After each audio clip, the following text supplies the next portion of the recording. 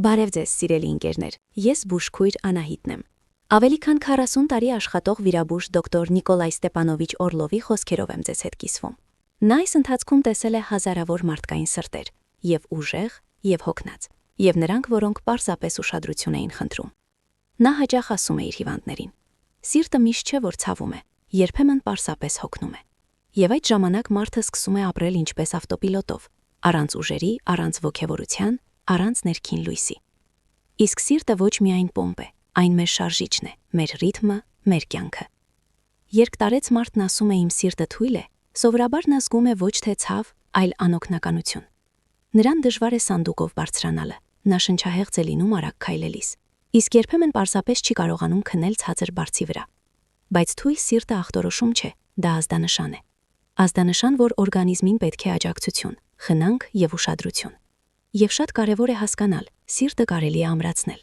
Գլխավորը չփակել աչքերը նրա հուշումներից։ Մինչև սկսենք, ուզում եմ ձեզ մեկ խնդրանքով դիմել։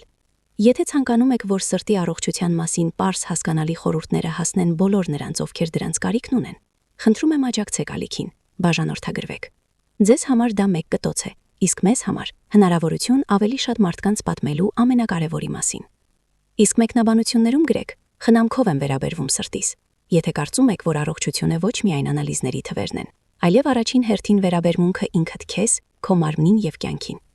Ես հաճախ ասում եմ հիվանդներիս. սիրտը չի գոռում, այն շշնջում է, եւ եթե մենք չենք լսում այդ շշնջոցը, հետո ստիպված ենք լսել նրա գոռոցը։ Այսօր ձեզ կպատմեմ սրտի աջակցության կարիքի մասին 7 հանգիստ ազդանշանների մասին։ Այս նշանները հաճախ անուշադրության են մատնվում, քանի որ սկզբում թվում են մանրուքներ, բայց հենց այդ մանրուքներից են կազմվում լուրջ խնդիրները։ Մենք մանրամասն կքննարկենք յուրաքանչյուրը, սկսած ամենաթեթև եւ հազիվ նկատելիից, մինչև նրանք, որոնք պահանջում են անհապաղ բժշկի այց։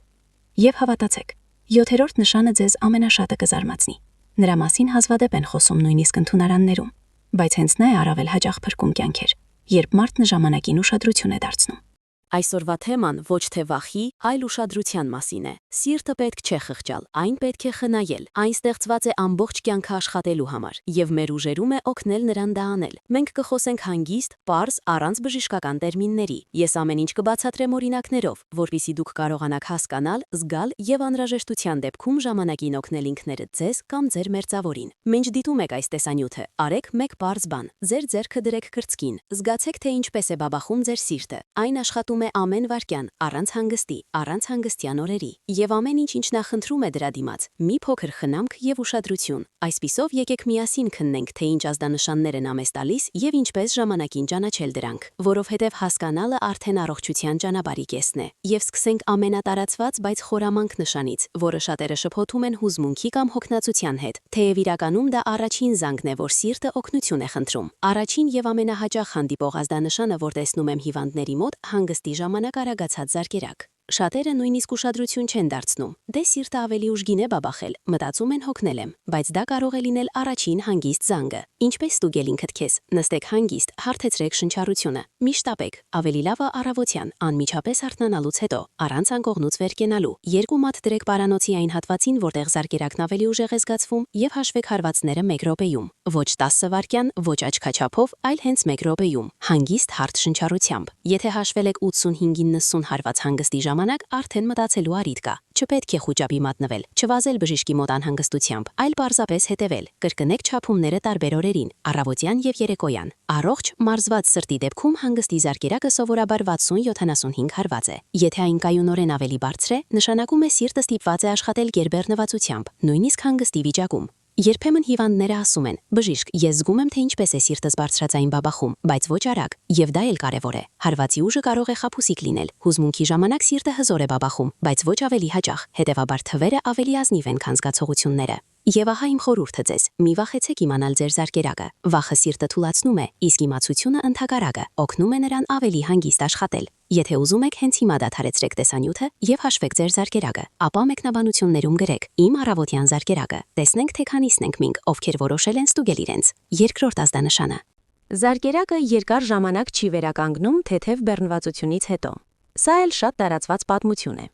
Մարդը մի փոքր քայլել է, սանդուղքով բարձրացել, մի քանի պայուսակ տարել եւ զգում է, որ սիրտը շարունակում է բաբախել։ Շնչառությունը չի հանգստանում։ Անցնում է 10 րոպե, բայց ռիթմը դեռ բարձր է։ Սա սարսափելի չէ, բայց ասում է, որ սիրտը բավարար մարզվածություն չունի։ Կա պարզ տնային թեստ։ Սկսելուց առաջ չափեք զարկերակը, ապա արեք 10-12 դանդաղ ոչ խոր կրացումներ, առանց լարումների։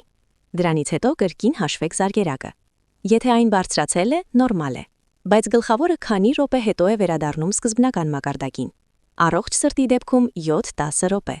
Եթե անցնում է 15 րոպե, իսկ ռիթմը դեռ բարձր է, սա ազդանշան է, որ մկանը ավելի արագ է հոգնում, քան պետք է։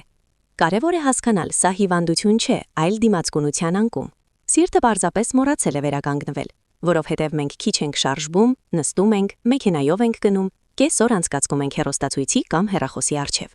Հետևաբար միշտ ապեք դեղահաբեր փնտրել։ Սկսեք շարժումից։ Օրական 30 րոպե քայլքը հրաշքներ է գործում։ Երրորդ նշանը՝ չափազանց հազվադեպ զարկերակ, րոպեում 50-ից պակաս հարված։ Այստեղ կարևոր է չշփոթել։ Եթե դուք ամբողջ կյանքում զբաղվել եք ֆիզկուլտուրայով, քայլել եք, լողացել կամ ֆիզիկական աշխատանք եք կատարել, եւ հանգստի զարկերակը 55 է, դա հրաշալի է։ Դա սիրտն է, որը տնտեսապես հանգիստ եւ վստահ է աշխատում։ Բայց եթե դուք ոչ մարզիկ եք, չեք սովորել բեռնվածություններին եւ զարկերակը հանկարծ դարձել է ցածր, ահա այդ դեպքում պետք է ուշադրություն դարձնել։ Հատկապես եթե դրա հետ միասին հայտնվում է թուլություն, գլխապտույտ, աչքերի առջև մտնում, զգացողություն, թե սիրտը մոռանում է բաբախել։ Ցածր զարկերակը կարող է խոսել սրտի ներսում հաղորդակցության խանգարման մասին։ Պարզ խոսքերով, էլեկտրական ազդանշանը, որը ստիպում է սրտին կծկվել, անցնում է ոչ այնպես, ինչպես պետք է։ Այդպիսի վիճակը պահանջում է հետազոտություն, բայց վախենալ պետք չէ։ Ժամանակակից բժշկությունը գիտի, թե ինչպես դրան դիմակայել։ Գլխավորը չտանել եւ չբացատրել ամեն ինչ տարիքով։ Կարդիոլոգը կընտրի անհրաժեշտ հետազոտություններ, էլեկտրասրտագրություն, խոլթերի մոնիթորինգ, արյան էլեկտրոլիտների անալիզ։ Այս ամենը տալիս է հստակ պատկեր, եւ հաճախ պարզվում է, որ բավարար է փոքրիկ ուղում, որպեսզի սիրտը վերադարձնի նորմալ ռիթմին։ Հիշեք, եւ չափազանց արագ, եւ չափազանց դանդաղ զարկերակը նույն օրգանի ազդանշաններն են, որը խնդրում է ուշադրություն։ Այս 3 նշանները միայն սկիզբն են։ Հետո կխոսենք, թե ինչպես է սիրտը հայտարարում իր մասին ոչ թե զարկերակով, այլ զգացողություններով՝ ցավ, շնչառության պակաս եւ հոգնածություն։ Որովհետեւ երբեմն ամենավտանգավոր ազդանշանները ոչ թե թվերում են, այլ զգացմունքներում։ Սիրելի ընկերներ, այս նշանը չի կարելի անտեսել եւ չի կարելի գերագնահատել։ Շատերը ասում են, դա նյարդերից է, բայց բժիշկը միշտ այլ կերպ է հարցնում։ Ցույց տվեք, որտեղ է ցավում։ Եվ եթե մարդը ափը դնում է կրծքին եւ ոչ թե ցուցամատը, դա արդեն լուրջ ազդանշան է։ Կրծքագլխի հետևում ծանրության կամ ցավի զգացողությունը հաճախակի ուղեկից է այսպես կոչված իշեմիկ սրտի հիվանդությանը։ Սա միշտ չէ, որ սուր ցավ է։ Ավելի հաճախ դա այն զգացողությունն է, կարծես կրծքին ծանր քար են դրել։ Երբեմն այն կարող է տարածվել ձեռքի, մեջքի, գզակի տակ։ Շատերը շփոթում են այն մկանային ցավի հետ, բայց կա պարզ թեստ։ Մկանային ցավը փոխվում է շարժվելիս կամ սեղմելիս, իսկ սրտայինը ոչ։ Այն կարող է առաջանալ հանգստի ժամանակ, գիշերը, հուզմունքի կամ թեթև բեռնվածության ժամանակ։ Եթե նման զգացողություն է առաջացել, պետք չէ սպասել, որ ինքն իրեն կանցնի։ Լինում է, որ ցավն իսկապես անցնում է, բայց սիրտը շարունակում է մնալ բեռնվածության տակ։ Ես միշտ ասում եմ, նույնիսկ եթե ցավն անցել է, ասեք բժիշկին, թող նա որոշի, վտանգավոր է թե ոչ։ Սիրտը չի հանդուրժում հետաձգումները։ Մի անգամ հիշվեց ինձ մի հիվանդ, 72 տարեկան։ Նա ասաց. «Բժիշկ, 3 ցավում էր, բայց անցավ, ինչի համար գնամ»։ Մեկ շաբաթ անց եկավ արդեն նոպայով։ Շնորհակալություն Աստծուն, հասցրինք օգնել։ Ահա թող նրա պատմությունը լինի զգուշացում, ոչ թե օրինակ։ Մի հետաձգեք, նույնիսկ եթե թվում է, թե ցավը աննշան է, ձեր սիրտը խղճալ չի խնդրում, ուշադրություն է խնդրում, եւ եթե այն խոսում է, լսեք նրան։ Եթե դուք երբևէ զգացել եք կրծքում ծանրության կամ ճնշման զգացողություն, գրեք դրա մասին մեկնաբանություններում։ Գուցե ձեր փորձը օգնի մեկ ուրիշ մարդու չանտեսել լուրջ ազդանշանը։ Երբեմն մեկնաբանությունների մեջ մեկ պատմություն կարող է փրկել մեկ ուրիշի կյանքը։ 5-րդ նշանը՝ շնչառության պակաս։ Շատերը կարծում են, թե շնչառության պակասը տարիքից է, իբրև ծերանում ենք ու ավելի դժվար է շնչելը, բայց ես միշտ ասում եմ, տարիքը չի խանգարում շնչել, խանգարում է թույլ սիրտը։ Հիշեք, 3 դեր հանգիստ բարձրանում էիք երկրորդ հարկ, իսկ այսօր սանդուղքի մեջ տեղում կանգ եք առել շունչ քաշելու համար։ Սա նորմալ չէ, սա ազդանշան է։ Սիրտը պոմպ է, եւ երբ նրան դժվար է, թոքերը սկսում են իրենց վրա վերցնել նրա աշխատանքի մի մասը։ Ահա թե ինչու է առաջանում շնչառության պակասը։ Օրգանիզմը փորձում է ավելի շատ թթվածին ստանել, բայց սիրտն այլևս չի հասցնում արյունը պոմպել։ Շնչառության պակասը սկզբում կարող է աննկատ լինել։ Մարդը մտածում է, հավանաբար պարզապես հոգնել եմ կամ սեղանակն է ճնշում, բայց ամեն ինչ փոխվում է, երբ այն առաջանում է հանգստի ժամանակ կամ գիշերը։ Ահա այդ ժամանակ դա արդեն լուրջ ազդանշան է, որ սիրտը աշխատում է սահմանագծին։ Լինում է հիվանդները ասում են. «Բժիշկ, երեկոյան կարծես ավելի դժվար է շնչելը»։ Ես հարցնում եմ. «Իսկ եթե պառկում եք մեջքի վրա»։ Եվ մարդը պատասխանում է. «Ինձ ավելի վատ է դառնում, բարձր եմ դնում տակս»։ Սա դասական ախտանիշ է։ Երբ պառկած վիճակում սրտին ավելի դժվար է արյունը պոմպելը։ Պետք է սպասել մինչև ամեն ինչ շատ վատանա։ Եթե նկատել եք, որ շնչառության պակասն ուժեղանում է նույնիսկ թեթև բեռնվածության ժամանակ, դիմեք բժշկի։ Սա կարող է լինել սրտային անբավարարության վաղ փուլ, որը ժամանակին բուժման դեպքում կարելի է կանգնեցնել։ Հիշեք, շնչառության պակասը ոչ միայն օդի պակաս է, այլև էներգիայի պակաս մեր կյանքի կենտրոնում։ Եվ եթե սրտին ուժ չի բավականացնում, այն հենց այդպես է խնդրում օգնություն շնչառության միջոցով։ Եթե ճանաչել եք ինքներդ ձեզ այս նկարագրության մեջ, մի լռեք, գրեք մեկնաբանություններում։ Շնչելն ավելի դժվար է դարձել։ Գուցե հենց ձեր խոսքերը ստիպեն մեկ ուրիշին չսպասել, այլ վաղը գնալ ստուգվելու։ Կրծքագլխի հետևում ցավը եւ շնչառության պակասը սրտի կողմից ամենակարևոր երկու ազդանշաններն են, որոնք նա տալիս է նախքան խուճապի մեջ ընկնելը։ Եվ եթե դրանք ժամանակին լսել, կարելի է հիվանդությունը կանգնեցնել հենց սկզբում։ Հաջորդը կխոսենք այն մասին, որ սիրտը երբեմն իր մասին հայտնում է ոչ թե ցավով կամ շնչառությամբ, այլ մեր ոտքերով եւ քնով։ Այս նշանները հաճախ նկատում են մերձավորները, ոչ թե ինքը մարդը,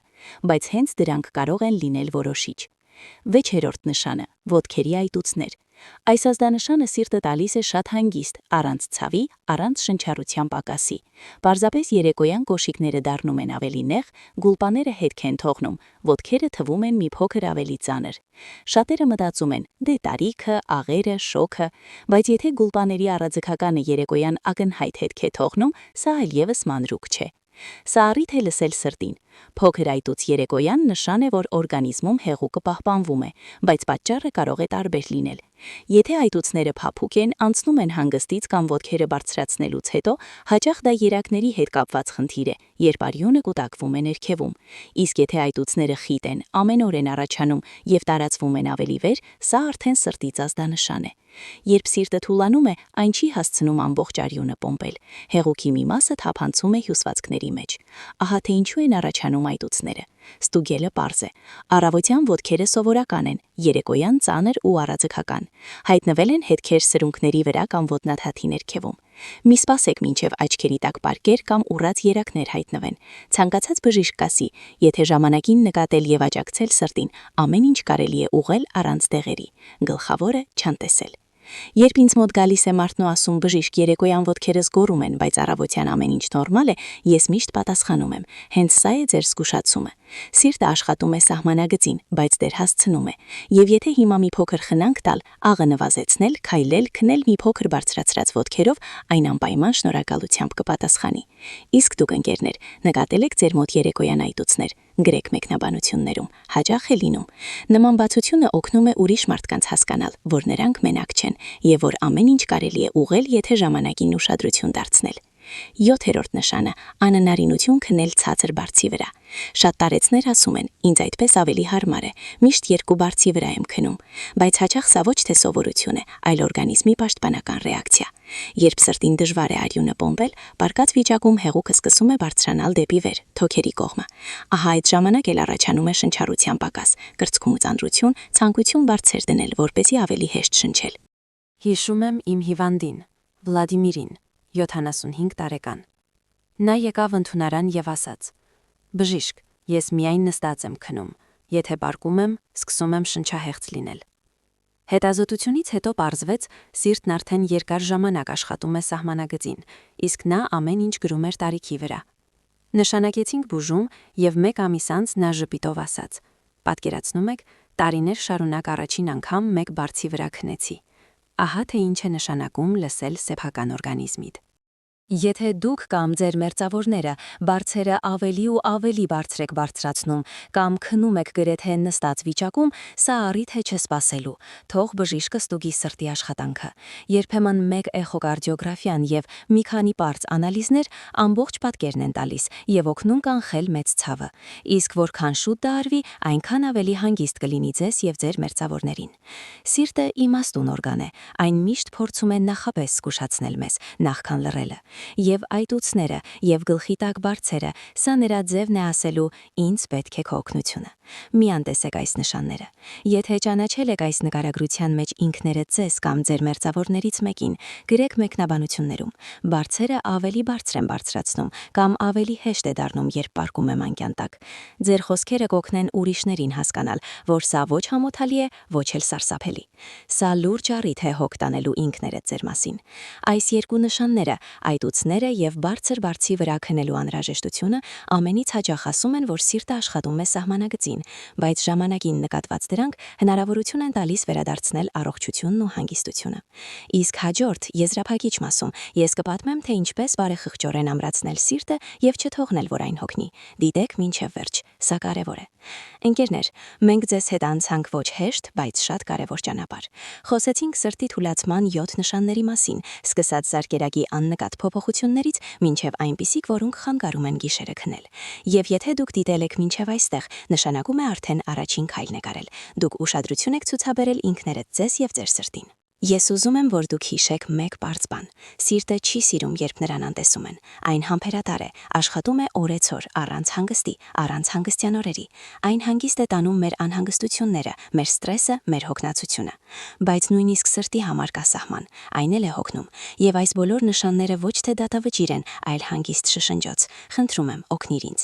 Սիրտը շատ բան չի խնդրում, նրան պետք է շատ քիչ բան՝ շարժում, ջերմություն, ուշադրություն եւ կյանքի հանգիստ ռիթմը։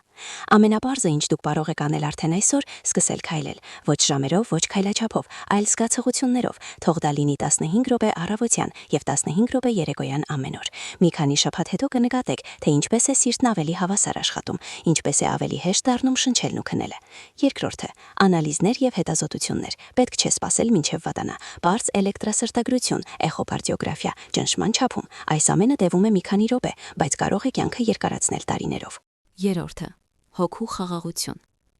Ես սա ասում եմ ոչ որպես բժիշկ, այլ որպես մարդ, ով տեսել է հարյուրավոր սրտեր, անհանգիստ, տագնապած, հյուծված։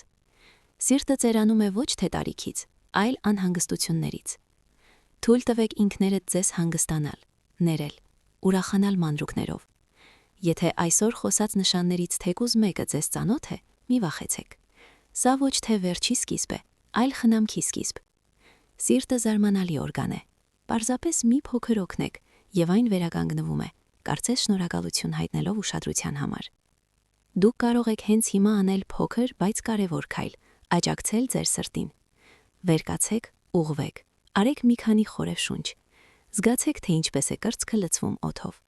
Սա է կյանքը, որ սիրտը ձեզ է տալիս ամեն վայրկյան։